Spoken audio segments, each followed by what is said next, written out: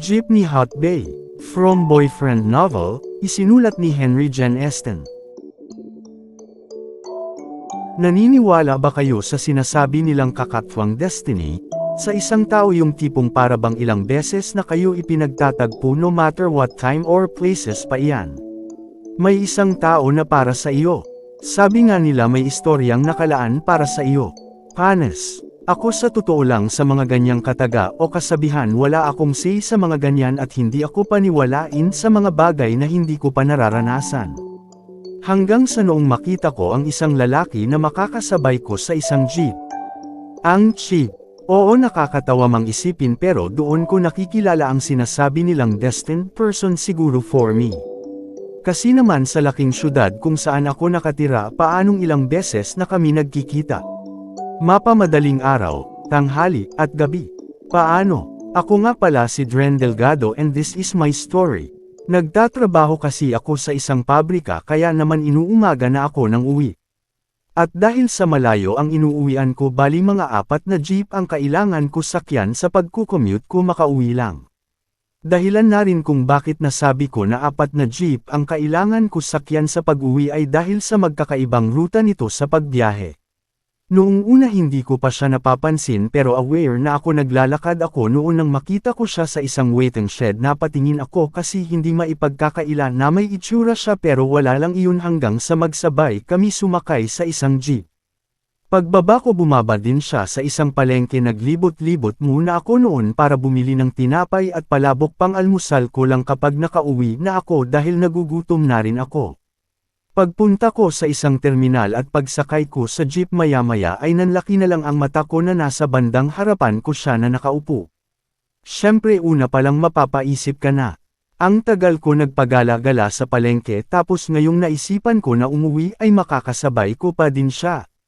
Impierns din naman mga tsyong mas nakikita ko kung gaano kaguwapo ng lalaki na ito. Fan kasi ako ng mga BL series at aaminin ko ng isa akong bisexual. Alam nyo naman siguro ang ibig sabihin yun. Attracted ako sa babae at maging sa same-sex ko na lalaki. Kung ihahantulad sa isang Thailand boys love series actor ay kahawig na kahawig talaga niya si Mark Siwat medyo mas chinito na version lamang itong lalaki na ito. Aaminin ko medyo naa-attract ako sa mga lalaki na merong stunning looks na kamukha ng mga BL actor na pinapanood ko. Seryosong seryoso yung mukha niya na nakatingin sa labas hanggang sa biglaan siyang mapatingin sa akin bale ako naman itong nataranta at agad na ibinaling ang sarili ko sa pagse-cellphone. Pagkatapos ay nagulat na lamang ako noong biglaan siyang lumipat sa tabihan ko. Pre, alam mo ba yung sakayan daw na kulay blue papuntang SM? What coincidence again? Napaglalaroan yata ako ni Universe dahil sa hindi ko paniniwala kay Tadhana. Magkapareho na naman kami ng landasin at ang higit pa ay pwedeng-pwede niya itanong iyon sa iba sa kabilang upuan kung saan naroon siya kanina pero bakit ako pa ang nilapitan niya para tanungin iyon. Medyo conservative naman akong sumagot. Putek, akala mo yung mga dalagang Pilipina na nahihiyang makipag-usap sa isang manliligaw na parang ang lamya-lamya. Naging ganoon ako umasta. I know this. Doon din ako sasakay mamaya. Pwede ba ako sumabay sa iyo? Tanong niya tumanggo-tango naman ako at shock ako pa siya nakitang napangiti sa akin. Shit, pagkababa ko sa jeep sumunod na siya sa akin dahil sasabay nga daw siya dito I think magkakahiwalay na kami pero pangatlong beses na ito. Sumakay na naman kami sa parehong sasakyan. Palihim ko ngang nakamo ang ulo ko habang natatawa. Alam niyo yung grabe ka na mag-overthink na baka parehas lang kami talaga ng ruta na uuwian o baka stalker ko na siya pero ang gagaw ko. Naman para isiping may magtatangkang i-stalk ako. Noong mga panahong iyon nagkakahiyaan pa kaya hindi ko na siya nakausap bumaba na lang ako sa isang Petron gasoline station sa amin nang lumipas ang mga araw aba nagulat na naman ako noong papasok naman ako sa trabaho nakasabay ko na naman siya at pag-upo ko sa upuan ng jeep ay nasa harapan ko muli siya at hindi lang nangyari iyon ng 1, 2, 3 beses kundi maraming beses na. At hindi lang iyon sa magkakaibang ruta pa at lugar. Ang nakakaloko ay sa iba't ibang oras iyon. May minsan sobrang aga, tanghali, o hapon. Walang palya talaga, Hindi naman araw-araw nagkikita talaga kami to be exact, but it happens na magkakaiba pero may magkakasunod na araw. Sa kabilang banda, noong una wala mo nang pansinan sa aming dalawa ng lalaki, parang normal lang, we stranger to each other pero nandoon yung gulat factor talaga. Hanggang sa hindi tumatagal nagbibigayan na kami ng ngiti sa isa't isa kapag nagkikita kami sa iisang jeep tapos nagsasabay. Napapahala. Nangalang ako sabay tawa noong tila mapansin niya rin ako dahil busy siya minsan at nakaduko siya, kaya di ko kaagad siya nakilala. Kitang-kita ko kung paano naglaho yung mata niya sa tuwing ngumingiti siya sa akin. Doon na nag-umpisa ang pakikipag-usap namin sa isa't isa noong magtanong siya sa akin kung saan ako pupunta. Saan ako pumupunta o nanggagaling? Mukhang pati siya naiintriga na rin kung bakit parati kaming nagkakatagpo. Papasok ako sa trabaho, sagot ko sa siya napatango-tango. Ako kasi pauwi na galing trabaho. Ha, teka, saan ka umuwi? Tanong ko sa naman niya, sinagot sa akin ang location kung saan malayo naman sa trabaho ko, pero paano ko siya nakakasabay tuwing morning na umuwi ako. Iba ang ruta niya, tapos may minsanang kapag nasa bus terminal ako nandoon din siya. At agad din namang nasagot iyon na may kaibigan siyang dinadalaw na nakakainuman niya minsan, pagkatapos doon na rin siya nakikitulog para mas malapit kapag papunta siya sa trabaho, tapos iyong mga tagpo namin sa magkakaibang lugar ay talagang nagkataon na may pinuntahan din talaga siya na iba. What a coincidence nga naman, hindi ba? Ako nga pala si Jeremiah Lacorga, nakangiti niya pang pakilala sa akin. Hindi ba Jeepney Hot Bay? Hahaha. Nagawa ko pa siyang i-name calling ng ganoon sa tuwing ikinikwento ko siya sa mga kaibigan ko sa messenger group chat namin.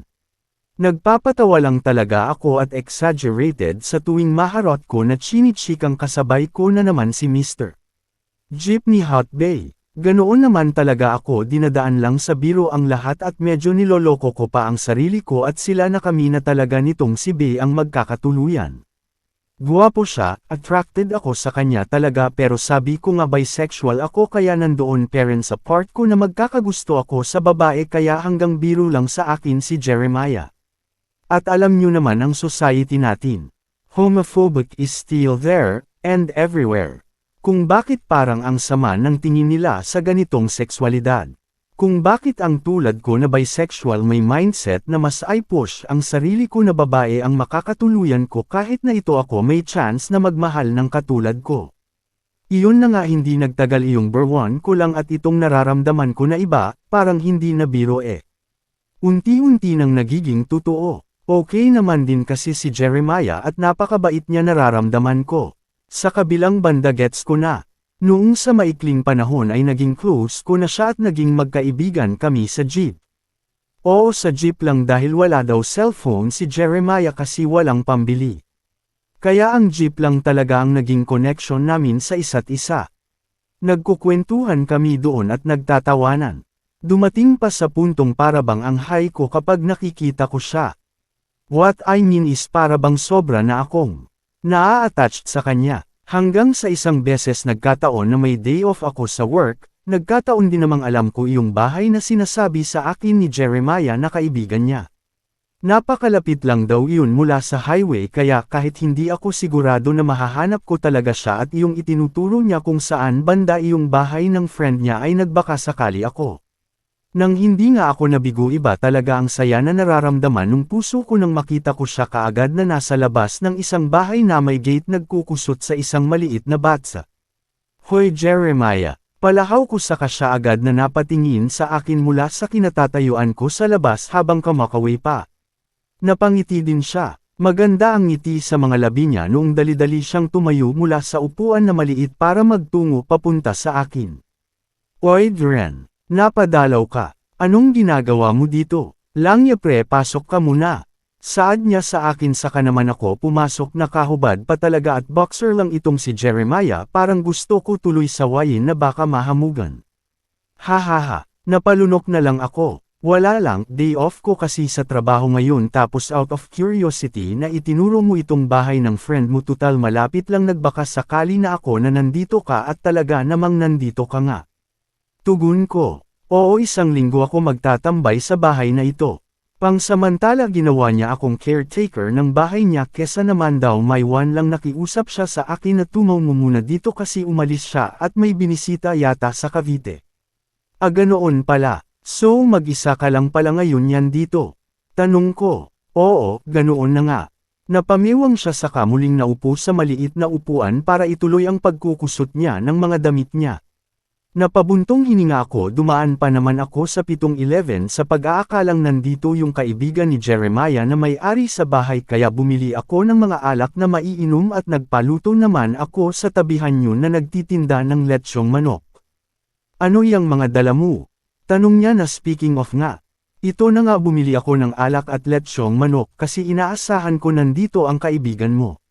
Yawa, sayang ang effort ko. Salita ko saka naman siya natawa. Huwag ka mag-alala dyan tayo na lang mag-inuman mamaya. Pasok ka muna sa loob ng bahay tapusin ko lang ang nilalabhan ko, tura niya saka naman na ako naglakad papasok noong magsalita siya muli habang humahajijek. Maupo ka lang dyan sa loob huwag kang magkuha ng gamit dyan Napalingon naman ako sa kanya. Wow as in ginawa mo pa akong magnanakaw. Grabe. Maya-maya noong matapos na siya maglaba pumasok na siya loob at bumungad siyang grabe pawis na pawis at humuhulma ang bato sa katawan. Napansin nga niya akong nakatitig sa kanya noong sabihin niyang baka naman daw matunog ko na siya kakatitig ko. Hindi ba pwedeng humahanga lang ako? Anyway paano mo nakuha yung ganyang katawan? Tanong ko. Dahil ko pa nababanggit na medyo insecure ako pagdating sa ganyang bagay. Pangarap ko kasi yan kaso hanggang pangarap lang dahil putek nakakatamad mag-workout. Sa nanay at tatay ko noong magsi, pinutol ko siya sa gusto niyang sabihin. Oy JJ, hindi yun ang ibig ko sabihin na kung paano ka nabuo at nagkaroon ng katawan. Ang ibig ko sabihin ay yung muscle dyan sa katawan mo. Ang tulok mo, joke lang biro lang. Sa probinsya kasi sako-sako ng mga kakao ang binubuhat namin para dalhin sa isang palengke na pamilihan sa amin. Syempre mabibigat yun kaya mababatak ka talaga pagkatapos ay naging kargador din ako. Kaya siguro resulta talaga ito ng mga paghihirap ko sa trabaho. Paliwanag niya saka ako napatangu-tangu. Natural pala ang muscle sa katawan niya. O ano pang hinihintay mo dyan, inuman na. Sambit niya pa sabay tapik sa balikat ko matapos niya ilabas ang mga alak at isalin sa plato ang manok. Binuksan niya ang mga alak sa kanya inabot sa akin ang isa bago ay sinimulan na nga naming mag-inuman. Kalaunan napapasarap na kami sa kwentuhan namin ng mga bagay-bagay sa buhay namin at trabaho noong hindi na lang namin namamalayan na pareho na kaming lasing na lasing pero may ulirat peren at lakas. Noong tila may I confess sa akin si Jeremiah na ikinagulat ko. Sinimulan niya sa katanungang, nakatikim ka na ba ng kapwa mo lalaki? Aaminin ko natigilan talaga ako at hindi makapaniwala na sa bibig mismo ni Jeremiah manggagaling ang tanong na iyon. Para kasing malabo na makapagsalita siya ng ganoong bagay. Huwag kang ang KJ dyan. Ano, nakatikim ka na ba? Humindi ako dahil never pa talaga. Wow naman. Bakit gusto mo ba? Muli niyang tanong. Medyo kinabahan na ako sa part na iyon kaya natahimik na lang ako. Ako kasi oo. Patuloy niya ng tila yata na wala ang kalasinggan ko matapos ko marinig iyon. Nagselos ako hindi na ako magsisinungaling. Kakaiba sa pakiramdam Oha, haha. Saad niya habang natatawa siya pero maya-maya kapansin-pansin na biglaan ko na lang siyang nakitang napaluha. Jeremiah. Salita ko noong tumingin lamang siya sa akin ng direkta. Dren, gusto mo ba ako? Hindi ako sumagot. Gusto mo ba ako Sagutin mo naman ako. Naiinis na niyang sambit. Jeremiah, okay ka lang ba? Jeremiah, kinalabot ko na yung kamay niya at kinalampag ang lamesa. Dren, huwag mo sana ako husgahan, pwede. Bakit, Jeremiah? Dren, pinilit niya ako. Pinilit ako. Ginahasa ako, nakakatakot siya, binaboy niya ako, ayaw ko, Dren, sigaw niya noong tuluyan na nga siyang umiyak na para bang nandoon peren yung trauma niya sa nangyari. Kaya naman tumayo na ako para agad siyang lapitan at yakapin.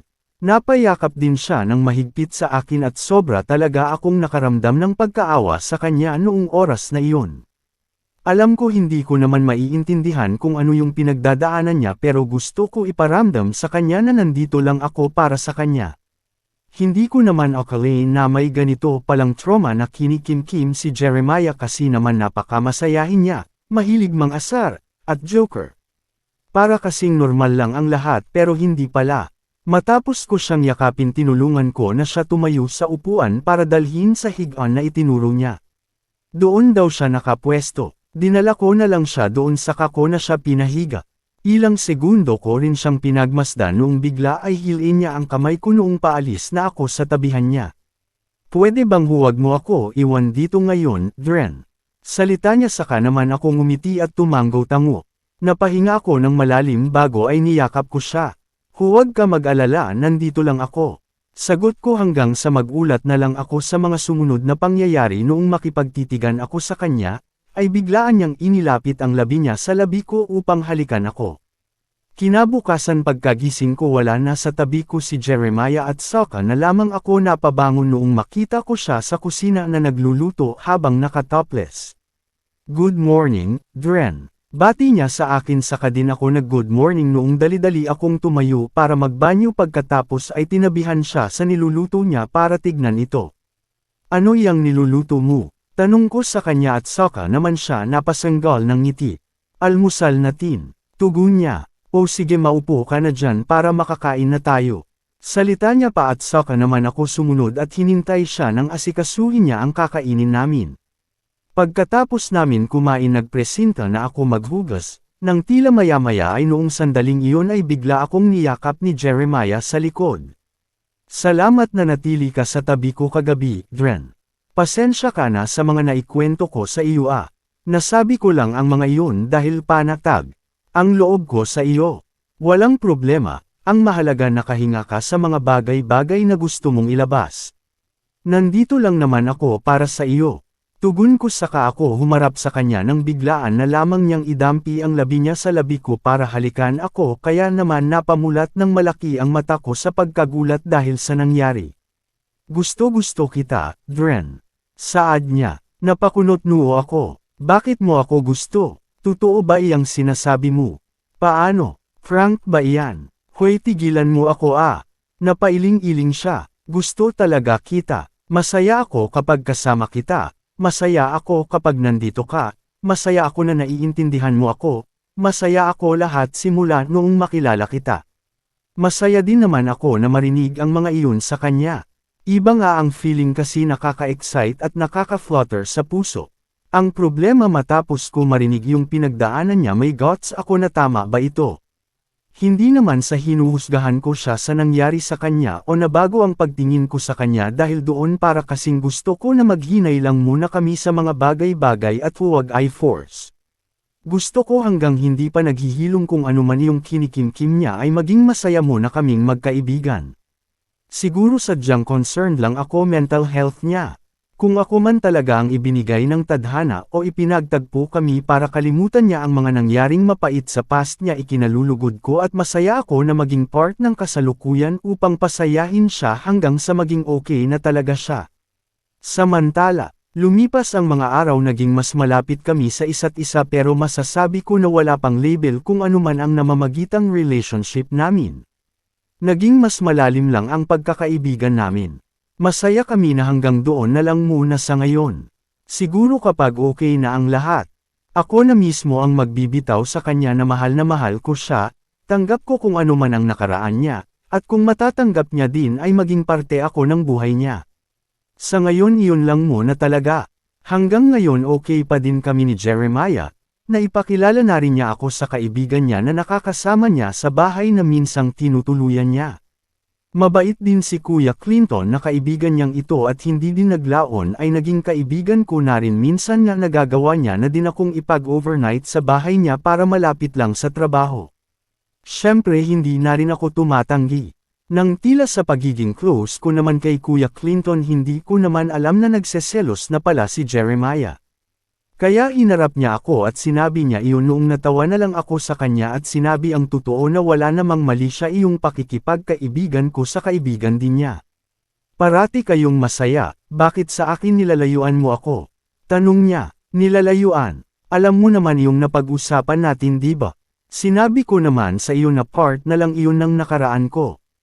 Nangyari ang mapait na bagay na iyon ng pilit pero ikaw gusto kita Dren eh. Gusto din naman talaga kita eh, sa tingin mo ba kung hindi? Mage effort ako na puntahan ka, hindi ako makakaramdam ng excitement kapag nakikita ka, gusto kita parati kasama, at worried ako sa nangyari sa iyo. Sa mental health mo, baliw ka ba? Attracted kaya ako sa iyo dati pa baliw talaga to? I really am. Kuha mo. Talaga? Tanong niya. Oo naman. Ano ka ba? Tugon ko, naiinis na ako. Masaya ako. Turan naman niya saka siya dali-daling lumapit sa akin noong biglaan niyang hawakan ang magkabilaang pisngi ko sabay halik sa labi ko. Sinubukan ko siyang pigilan pero wala na akong nagawa, ipinaubaya ko na lang ang sarili ko noong halikan ko na rin siya pabalik. First, ito talagang si Jeepney Hot Bay, ang cute. Selos na selos ang yawa.